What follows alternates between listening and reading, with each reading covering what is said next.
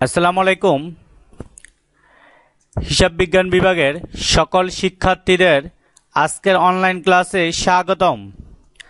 আজকের অনলাইন ক্লাসে আমি তোমাদের সাথে আছি। আমি মোহাম্মদ ইমাম হোসেন মজুমদার, প্রভাষক হিসাব বিজ্ঞান বিভাগ, কুমিল্লা অজিত গুহ মহাবিদ্যালয়। আজকের অনলাইন ক্লাসে আমি আলোচনা করব প্রিন্সিপালস অফ মার্কেটিং পত্রের শিরোনামে পঞ্চম অধ্যায়ের customer driven marketing strategy creating value for target customers, অর্থাৎ ক্রেতামুখী বাজারজাতকরণ কৌশল, অভিষ্ট ক্রেতাদের জন্য ভ্যালু সিস্টেম। এই অধ্যায়ের উপর এটা আমার 7ম লেকচার। আজকে আমরা শিখব bases for segmenting business market, অর্থাৎ ব্যবসায় বাজার বিভক্তিকরণের ভিত্তি। ব্যবসায় বাজার বিভক্তিকরণের ভিত্তিসমূহ হল, প্রথমে হলো ডেমোগ্রাফিক সেগমেন্টেশন, অর্থাৎ জনসংখ্যা বিষয়ক বিভক্তিকরণ।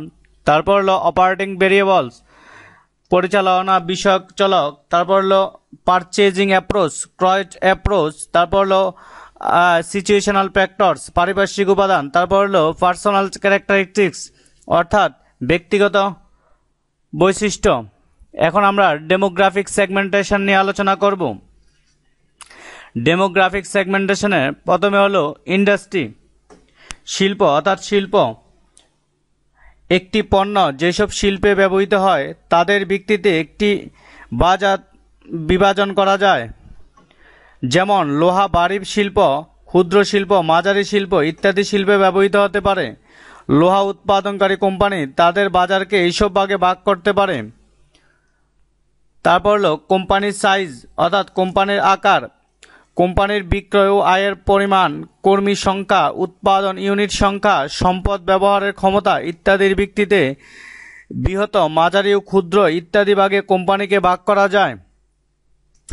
তারপর হলো লোকেশন, অবস্থান। একটি কোম্পানির বাজার সারা দেশে বিস্তৃত হতে পারে, আবার কোনো একটি নির্দিষ্ট স্থানে কেন্দ্রীভূত হতে পারে।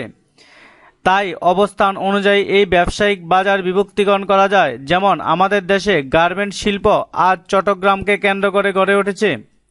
তাই এই সব শিল্পের অবস্থান অনুযায়ী বিভিন্ন ধরনের সুতা ও বোতাম শিল্প গড়ে উঠবে।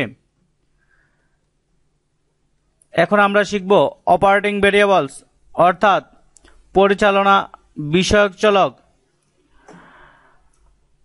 অপারেটিং ভেরিয়েবলতে আমরা প্রথমে শিখব টেকনোলজি, প্রযুক্তি। একটি কোম্পানি তার শিল্পের ক্রয়কারী প্রতিষ্ঠানের প্রযুক্তিগত সংশ্লিষ্টতার মাধ্যমে তাদের বাজার বিভক্তি করতে পারে। যেমন মোজা প্রস্তুতকারী প্রতিষ্ঠানগুলোর সরবরাহকারী সুতার প্রতিষ্ঠান তাদের বাজারকে হস্তচালিত, অটোমেটিক ও সেমি অটোমেটিক মোজা প্রস্তুতকারী প্রতিষ্ঠানে ভাগ করতে পারে। তারপরে user or non user status, অর্থাৎ ব্যবহারকারী বা অব্যবহারকারীর মর্যাদা।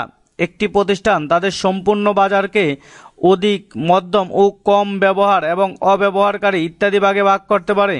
বৃহদায়তন ও ক্ষুদ্রায়তন প্রতিষ্ঠানের মধ্যে এই ধরনের বিভাজন খুবই গুরুত্বপূর্ণ, কারণ বৃহদায়তন প্রতিষ্ঠান সাধারণত অধিক ব্যবহারকারী ও ক্ষুদ্রায়তন প্রতিষ্ঠান কম ব্যবহারকারীদের বেশি গুরুত্ব দেয়।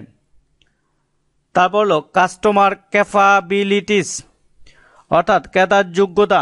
প্রতিটি প্রতিষ্ঠানের কিছু ক্রেতা রয়েছে যারা সর্বদা অধিক সেবা আশা করে, আবার কিছু ক্রেতা কোনো সেবা দাবি করে না। তাই প্রতিষ্ঠানকে সিদ্ধান্ত নিতে হবে তারা কী ধরনের সেবা দিবে। অধিক সেবার জন্য বেশি কর্মী, যন্ত্রাংশ, সম্পদ ব্যবহার করতে হয়।